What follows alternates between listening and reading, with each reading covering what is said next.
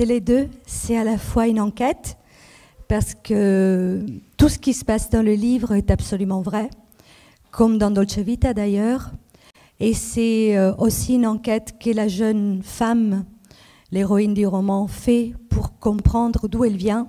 Et son histoire est intimement liée à l'histoire avec le grand H. Donc elle découvre peu à peu la vraie histoire de son père, la vraie histoire de sa mère. On retrouve Malo, qui était le prince sur lequel s'appuyait Dolce Vita.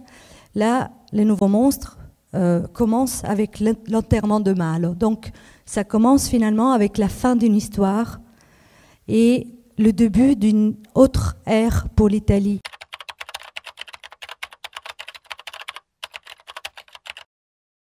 Ce que je démontre dans ce livre, c'est une thèse assez dangereuse et c'est une thèse qui, malheureusement, je pense être de plus en plus vraie, c'est que l'État, c'est la mafia en Italie. C'est-à-dire que cette corruption, cette gangrène, quand on parle de Saviano avec la Camorra ou l'Andrangheta ou avec la Sacra Corona Unita, en réalité, ce ne sont pas des factions, ce ne sont pas des organisations criminelles, ce sont simplement les bras armés de l'État dans tout ce qu'il a de plus corrompu, puisque le pacte avec les Italiens, le pacte de solidarité avec les citoyens a été rompu avec le premier attentat qui était celui de la Piazza Fontana, de la Banque de l'Agricoltura, en 1969. Et on a démontré, 40 ans après, que ce sont les forces armées, les services secrets, on parle de services secrets déviés, c'est faux, c'est les services secrets tout court, qui ont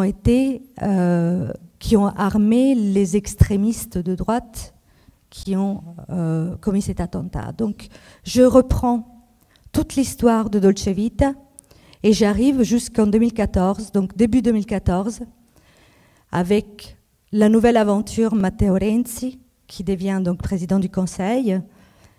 Et la première chose qu'il a fait, ça a été de s'allier avec les forces de Forza Italia, donc de Silvio Berlusconi. Donc c'est un livre assez noir, c'est un livre à la fois pessimiste en ce qui concerne l'État et à la fois optimiste en ce qui concerne les Italiens.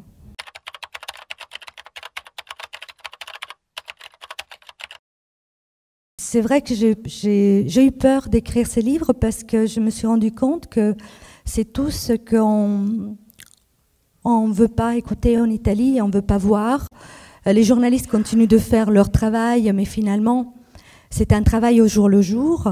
C'est un travail d'explication des faits au quotidien, de la politique politicienne, mais ils n'ont ni le loisir, ni la force, ni l'argent pour aller au fond des choses et pour aller enquêter tout au fond de cette histoire qui dure depuis la fin de la dernière guerre mondiale.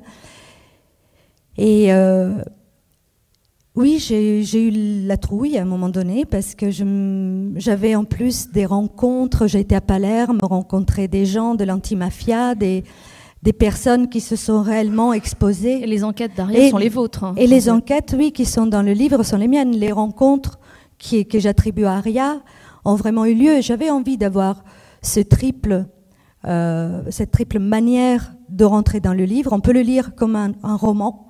Donc c'est une histoire qui est une histoire d'amour pour mon pays, une histoire vraie historiquement et journalistiquement parlant, mais aussi on peut la lire à plusieurs couches. C'est-à-dire que je suis Aria et moi, mais en même temps, un écrivain, quand il écrit de lui-même sur soi, s'éloigne pour être dans l'universel, quand il va chercher un autre personnage, s'approche de lui. Et je pense que c'est ça qu'on n'arrête pas de faire quand on est écrivain entre un livre et l'autre. Merci beaucoup Simonetta. Merci. Avec Merci à vous. vous.